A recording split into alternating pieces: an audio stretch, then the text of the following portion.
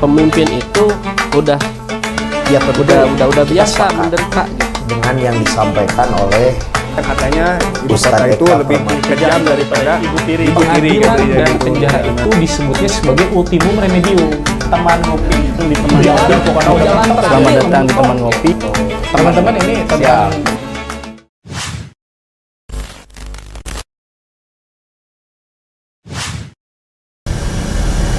Leiden is Leiden. Kepemimpinan adalah jalan penderitaan. Oke. By Ibrahim Nasrul Haq Al-Fahmi. Assalamualaikum warahmatullahi wabarakatuh, teman-teman sekalian. Selamat datang di Teman Ngopi, ngobrol perkara Persatuan Islam. Bersama saya Jibril Abdurrahman, dan kali ini saya ditemani oleh Pupuhu, Ketua Umum PP Pemuda Persatuan Islam. Apa kabar Kang Fahmi? Alhamdulillah, Kang Jibril sehat. Alhamdulillah. Gimana? Nih teman-teman, siapa yang belum tahu, saya kenalkan dulu. Kang Fahmi ini adalah Ketua Umum PP Pemuda Persatuan Islam yang pada hari ini sudah menempuh 2 tahun ya menjadi ketua. Ya, betul. Jalan 2 tahun. Jalan 2 2 tahun. Mau selesai 2 tahun. Mau selesai 2 tahun. Pertengahan tahun nanti Iya. 3 tahun. Tahun ketiga. Tahun ketiga. Oke. Kang Fahmi, Siap. tadi saya mengutip satu kalimat yang saya ingat itu dari Kang Fahmi dulu ketika kuliah. Oh, dari zaman kuliah ya. Ya, LKM saya masih ingat. Oke. Leiden is Leiden. Iya. Bisa terangkan kepada saya, Kang? Oke, siap. Menarik gitu. Leiden is Leiden. Leiden is Leiden itu bukan dari saya, Kang Jibril. Dari siapa? Sebetulnya saya mengutip omongan orang lain. Oke. Jadi Leiden is Leiden itu pepatah kuno Belanda gitu. Yang kemudian juga karena dulu bangsa kita dijajah sama Belanda. Nah, tokoh-tokoh bangsa kita juga kan pada mahir-mahir bahasa Belanda tuh. Ya, pasti itu. Mahir bahasa Belanda, literasinya juga bagus, suka baca. Termasuk juga literasi Belanda. Nah, dulu ini pernah dipopulerkan atau disebut lagi oleh Haji Agus Salim. Oke. Gitu. Itu salah satu apa ya? Beliau ini tokoh nasional, nasional. pahlawan nasional, seorang diplomat. Wah, diplomat tuh keren. Betul. Saya pernah lihat beberapa video beliau itu di PBB ya. Betul. Jadi Luar walaupun udah tua tuh ya, tapi pikiran-pikirannya Haji Agus Salim itu sangat cemerlang, visioner, dan memang dia cerdas, menguasai berbagai bahasa. Oke. Gitu. Nah, dulu ceritanya ketika Haji Agus Salim ini, jadi ini spirit yang harus kita rawat ya Kang Jibril. Bagaimana anak-anak muda itu harus terus diberdayakan. Jadi empowering atau empowerment itu harus menjadi ruh dari satu pergerakan. Oke, pergerakan khususnya pergerakan kepemimpinan ya. Kepemimpinan. Jadi dulu itu Haji Agus Salim juga mendidik beberapa anak-anak muda, salah satunya Muhammad Rum yang waktu itu juga masih muda. Muhammad Rum dan kawan-kawannya waktu itu pernah mau konsultasi lah. Oke, nyorong gitu ya. Nyorog teh ya, kalau zaman kita mah bahasa kita mah ya nyorog. Jadi mau konsultasi, ngobrol, minta arahan kepada Haji Agus Salim. Tapi di perjalanan memang tidak mudah ditempuhnya. Jalan rusak, waktu itu juga hujan gerimis, Hujan, oke. betul. Terus juga waktu itu menggunakan sepeda, Muhammad Rum dan teman-temannya ini. Sepedanya ini di pertengahan jalan berkali-kali rantainya copot. Rantainya copot, rusak gitu Kang Jibril. Oke. Sampai-sampai kehujanan, benerin dulu rantai. Nyampe kebayang. Nyampe ke rumah Haji Agus Salim, ngobrol, ditanya, dan diceritakanlah kisah perjalanannya. Nah, jadi Haji Agus Salim itu pada akhirnya bilang Leiden is Leiden. Itu bahasa Belanda ya? Bahasa Belanda. Jadi Leiden itu yang pertama, katanya tulisannya mirip ya, sama. Leiden is Leiden kalau kita baca tanpa pronunciation yang benar. Tapi kalau orang Belanda bilangnya itu tulisan sama, pengucapan beda. Jadi Leiden yang pertama adalah pemimpin. Yang kalau kedua adalah Leiden adalah menderita. Leiden is Leiden. Okay. Jadi pemimpin itu udah biasa menderita gitu. Ini gimana Kang Fahmi? 2 tahun udah menderita belum? Iya. Jadi ketua umum PP Pemuda Persis. Sudah sejauh mana penderitaannya?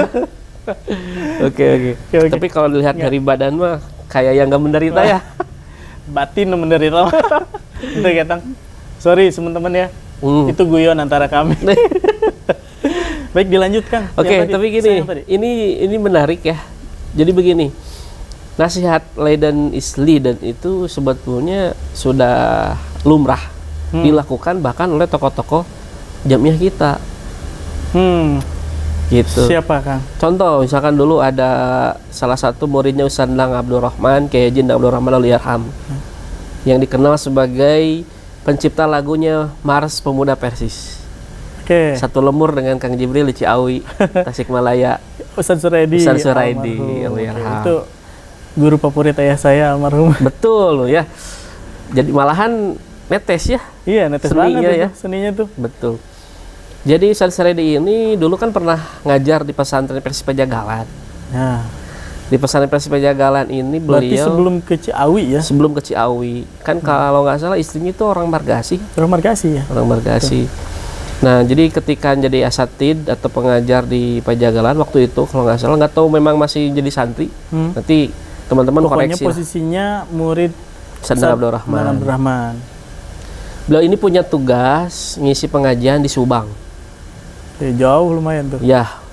Dan ditempuh nggak pakai naik angkot, nggak tahu dulu udah ada atau belum ya, atau apa ya, keretek merenya.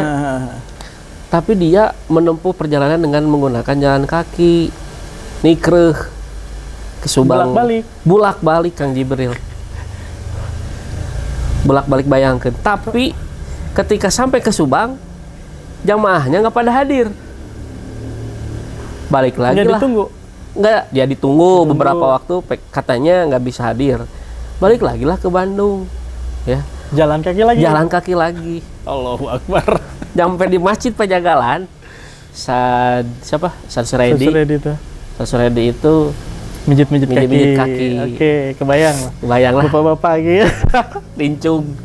Kayaknya capek ya, sudah bukan kayaknya lagi. Pasti capek. Pasti capek bolak-balik. Kalau kita mungkin nggak, entah sanggup entah enggak, ya pengajiannya nggak jadi, batal, boro-boro mikiran beseknya, roti atau amplop udah mah gitu kah, entah nilai keikhlasan kita ada di mana.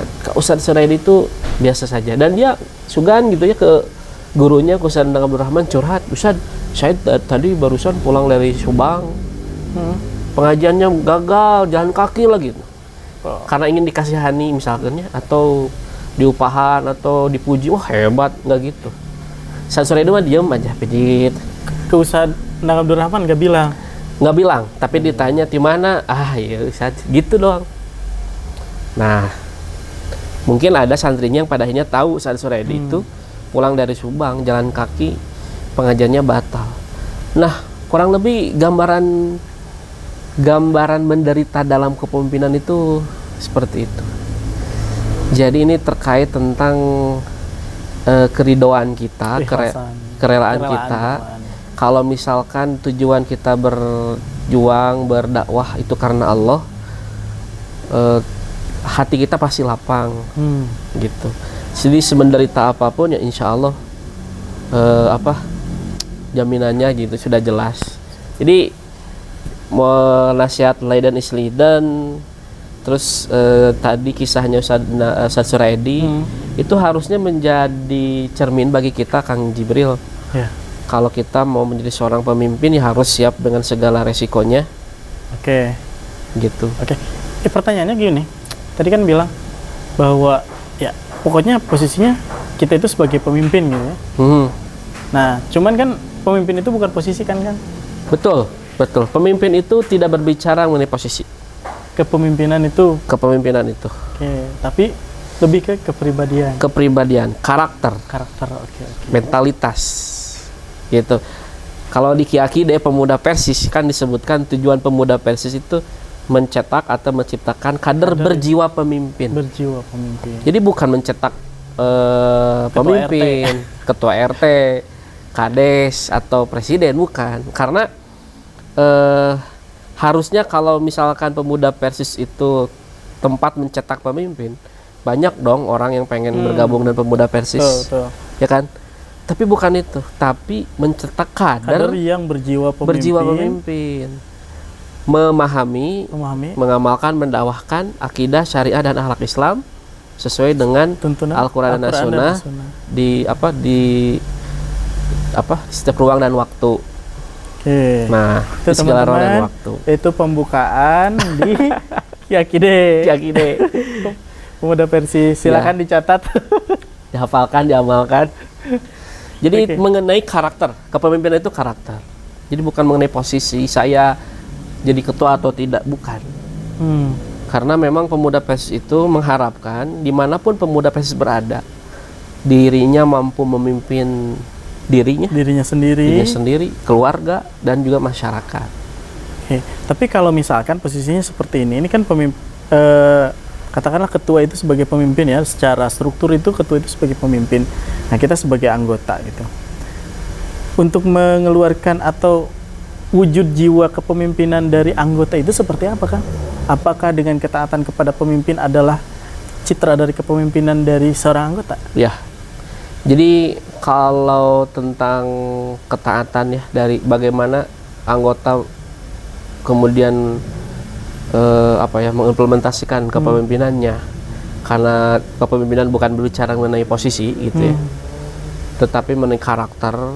Ini sebetulnya pertama kan hadis Nabi Muhammad SAW itu jelas di dalam kepemimpinan, ketaatan itu pima ahaba wa kariha, mau suka ataupun tidak, itu teh melatih kepemimpinan. Suka nggak suka ikutin.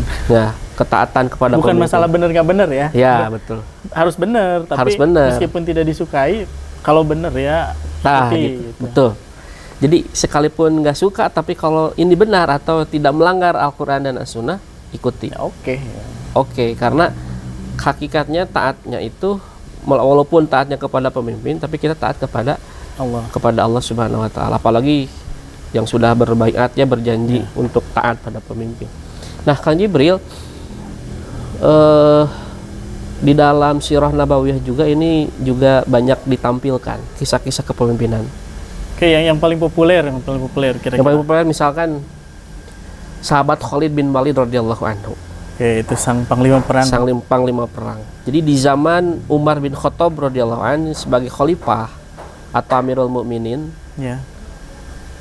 Khalid bin Walid ini kan ditugaskan untuk Melakukan beberapa futuhat. Betul. Penaklukan, ekspansi wilayah, dan juga penyelamatan kaum-kaum yang dikuasai oleh orang-orang kafir. Pertempuran demi pertempuran, futuhat demi futuhat, itu tidak pernah kalah Khalid bin Walid itu. Posisinya sebagai panglima. Sebagai panglima perang. Jelas ya, kalau panglima itu pasti pemimpin secara struktur. Pemimpin di medan tempur gitu ya. Nah, tapi suatu ketika Umar bin Khattab ini mengakhiri ataupun memutuskan ngeresapel, mengganti Khalid bin Walid. Kenapa? Nanti dijelaskannya di akhir. Oke. Ketika mendapatkan perintah itu, Khalid bin Walid memang kemudian bertanya, kenapa saya diganti? Saya punya salah tidak? Jadi respon Khalid bin Walid itu responnya enggak, naonan, saya sudah berjasa, berkontribusi. Tapi dia menghadap kepada Umar bin Khattab, bertanya, kesalahan saya apa? Hanya tentang apa kesalahan yang sudah saya lakukan. Betul, karena kenapa Amirul Mukminin mengganti kepemimpinan medan perang gitu. Nah, kemudian dijelaskan oleh Umar, saya takut hatimu dan hati umat itu tidak bergantung kepada Allah. Oh, jadi Amirul Mukminin waktu itu sudah membaca bahwa ada potensi ini Khalid bin Walid itu dikultuskan. Karena Khalid nih kita menang. Nah, gitu. Mun teu ku Khalid mah mau menang. Apa sih eleh? Mun teu ku Ustaz Fahmi mah mau menang. Nah, kurang lebih begitu. Jadi Umar bin Khattab ingin menjaga hati umat supaya tidak bergantung kepada Khalid, dan menjaga hati Khalid agar kemudian tidak jumawa karena disanjung atau mendapat kepercayaan penuh dari umat. Saking antisipatifnya Umar bin Khattab ya kepada Khalid bin Walid kepada umatnya. Tapi sugan Khalid bin Walid itu punung gimana ya? Emang menang hese capek. Umar nggak melihat kontribusi saya. Kalau saya pasti gitu. Saya sudah melakukan penaklukan 1, 2, 3. Menang lagi. Menang lagi. Saya nggak pernah kalah. Nggak pernah kalah. Kerugian apa yang saya lakukan? Nah, betul. Nah, tapi Khalid mah nggak gitu. Khalid mah tidak punung, walaupun diresapel, walaupun pasti hatinya nggak enak, tapi karena penjelasannya yang ajrih, yang jelas, Khalid menerima dan malah membuat Khalid itu semakin semangat bergabung dengan pasukan. Tetap menopang perjuangan, nggak lari itu. Bahkan kalau tidak salah, Khalid itu salah satu orang yang bercita-cita mati di medan perang. Mati di medan perang, walaupun ya qadarullah beliau wafatnya di atas kasur. Iya. Gitu. Nah, mungkin Kang Jibril itu gambaran bagaimana tentang kepemimpinan itu tidak hanya sebatas posisi, tapi juga karakter. Karakter Khalid bin Walid, dia memiliki karakter kepemimpinan yang begitu baik, yang kuat, sehingga di posisi manapun dia tetap berjuang untuk umat. Nah, menempatkan diri sebagai pemimpin dan menempatkan diri sebagai yang dipimpin, asalkan apa yang dilakukannya itu tidak menyalahi Al-Quran dan As-Sunnah. Dalam koridor kebenaran, itu tetap dilaksanakan. Tetap dilaksanakan. Meskipun saya yakin sebenarnya secara pribadi Khalid bin Walid itu agak nahanya gitu ya, gitu. pastinya. Bisa jadi kan manusiawi gitu. Manusiawi itu manusiawi. Itu senangnya buat Ki Umar teh. Jadi kalau bisa dipilih deui jadi staf PP enggak sih. Nah, kalau dalam konteks anggota ini bagaimana memunculkan kepemimpinannya? Pertama, dia harus mampu memimpin dirinya sendiri. Ya. Memimpin dirinya sendiri itu bukan sesuai syahwat atau hawa nafsunya, tapi sesuai Al-Quran dan As-Sunnah. Begitu. Kan tadi ya, dalam Sahih Al-Bukhari kulukum ra'in. Ya, hadis bahwa kullukum ra'in wa kullukum mas'ulun an ra'iyatihi. Setiap orang adalah pemimpin dan akan ditanya tentang kepemimpinannya. Jadi situ memang dijelaskan tentang konteks-konteks kepemimpinan, tetapi yang tidak kalah penting bagaimana kita memimpin diri sendiri, ya. Menempatkan, memposisikan sesuai dengan aturan Al-Quran dan As-Sunnah. Nah, kalau misalkan ada pemimpin yang memimpinnya walaupun nggak suka, asal tidak bertentangan dengan Al-Quran dan Sunnah, dia tetap ada di posisi sesuai dengan Al-Quran dan Sunnah. Itu adalah karakter kepemimpinan. Oke. Posisi yang sesuai dengan Al-Quran dan Sunnah apa? Ya tadi, mentaati pemimpin fima habahu kariha, walaupun hati misalkan silma bukan selera saya, nggak gue banget misalkan ya. Nah, jadi menempatkan posisi sesuai dengan aturan Al-Quran dan Sunnah itu modal ya, fima habahu kariha, modal utama sebagai pemimpin. Oke, Kang Fahmi kan ini ngomong tentang kepemimpinan udah 2 tahun, jalan mau 3 tahun di tengah tahun nanti, tahun ketiga maksudnya. Iya. Nah, yang ingin saya ketahui, ini sebenarnya ini tanpa mengurangi rasa hormat kepada yang sebelumnya. Ya. Saya hanya penasaran tentang bagaimana corak khas yang memang dimunculkan di periode Kang Fahmi. Corak khas kepemimpinan, corak khas dakwahnya seperti apa? Seperti itu kan. Kalau yang sebelumnya itu kan terakhir itu sebelum muktamar Ustadz Eka Allahu Yarham itu punya tagline teladan membangun peradaban. Ya, kalau Kang Fahmi kan dari awal ini sudah berdakwah berdampak ya. Tagline-nya itu. Gimana nih ceritanya? Jadi kalau mengenai kekhasan gitu ya. Kekhasan ya, bukan masalah lebih dari itu atau kurang dari ini. Ya, bukan arti membandingkan gitu ya. Bukan. Ya betul. Kalau misalkan harapan setiap periode masa jihad ya, atau zaman sama, siap-siap saja kecewa. Gitu ya. Kalau harapannya selalu sama. Karena orang yang mengisinya berbeda. Dan kebutuhan zamannya juga berbeda. Jadi paham. Kalau kata pepatah mah apa tadi teh? Setiap zaman ada orangnya, setiap orang ada zamannya. Begitu. Nah, mungkin di zaman sebelum-sebelumnya punya keunikan, kekhasan dan keunggulannya tersendiri ya. yang tidak bisa, belum tentu sama dengan yang lain di zaman berikutnya. Yang menjadi kekhasan kita apa? Nah, karena mungkin kalau di zaman Ustadz Eka, figur ketua itu sangat sentral ya. Ustadz Eka itu figurnya kuat sekali, luar biasa sekali, mantap pokoknya mah. Jadi Ustadz Eka menyampaikan keputusan tuh hampir tidak ada yang menolak karena melihat figur yang luar biasanya. Nah, figur itu bisa dibangun, bisa kemudian, tapi bisa sama bisa tidak. Gitu. Tapi kalau di cloning bisa nggak? Susah juga kalau di cloning ya. Karena kepribadian itu ya nggak bisa di cloning sebenarnya. Kepribadian tidak bisa di cloning. Nah, kalau sekarang itu bagaimana? Kalau periode sekarang kan kami membangun kerja-kerja kolaborasi. Kolaboratif. Integrasi antar bidang, antar otonom juga ya. Betul. Antar generasi juga. Antar generasi, betul. Kalau diperhatikan Taskil PP Pemuda Pesisir ini sangat beragam. Usianya betul. Usianya beragam sekali. Dari yang usianya sekitar 36-an mungkin lah sekarang ya, sampai ke usia 20-an. 25, 27 mungkin ada. Nah, mengelola antar generasi itu kan gampang-gampang susah ya. Iya, betul. Nah, makanya perlu ada kolaborasi. Kadang golongan tua nggak suka sama golongan muda. Kalau golongan muda nggak suka juga sama golongan tua. Gayanya maksudnya. Gitu. Karena kan kekhasan atau gaya kepemimpinan itu setiap orang pasti beda-beda juga ya. Beda-beda juga. Cuman mengcombine semuanya itu yang seru gitu. Menantang. Betul.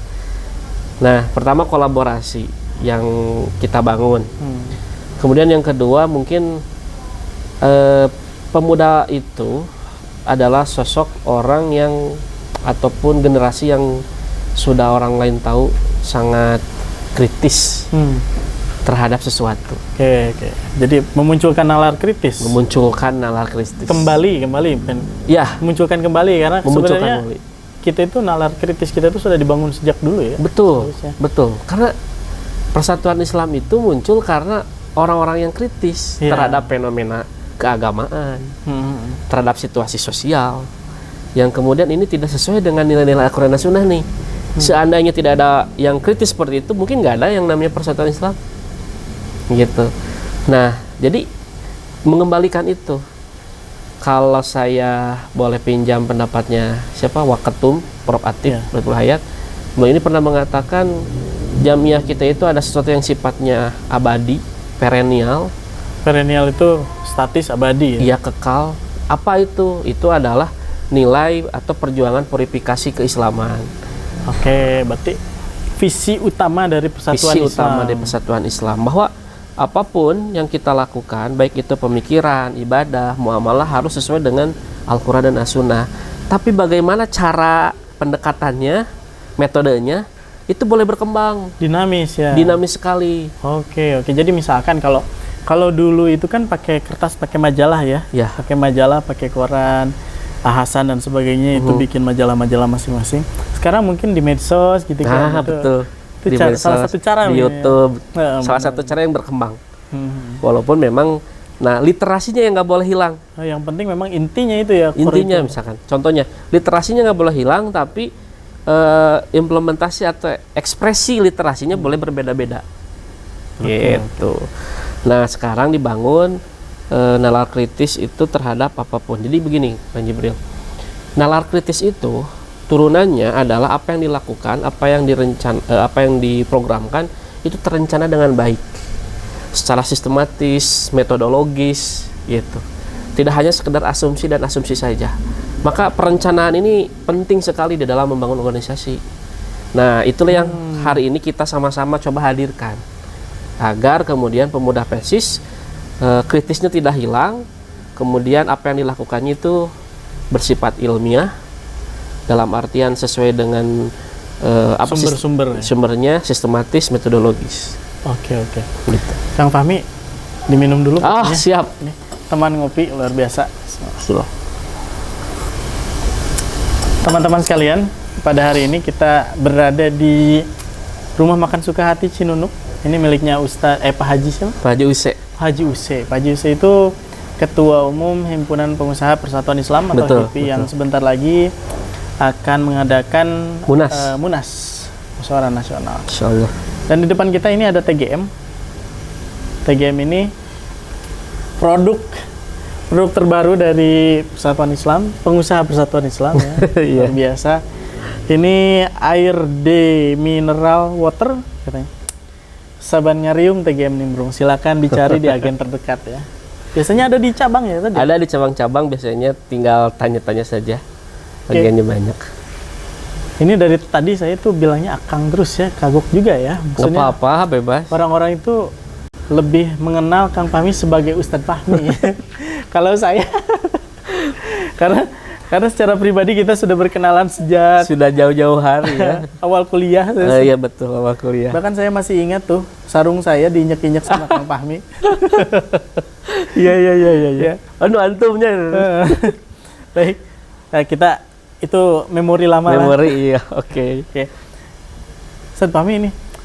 Akang lagi lah. Boleh, bebas. Kang, begini, berarti memang kita memiliki corak yang berbeda setiap masa karena setiap masa ada orangnya dan setiap orang ada masanya. Betul. Nah, lalu pada hari ini outcome yang diharapkan dari kepemimpinan Kang Fahmi itu apa? Gitu. Ya. Jadi begini, kalau kita melihat atau memperhatikan kembali tujuan Pemuda Persis, bahwa Pemuda Persis adalah menciptakan kader yang berjiwa pemimpin, maka outcome-nya adalah Pemuda Persis harus mampu mengisi ruang-ruang kepemimpinan kapanpun dimanapun. Oke. Gitu, mau di internal jamiah, jangan cenah abi mah alim jadi ketua teh gitu ya, Pangriweuhna. masih riweuh gitu.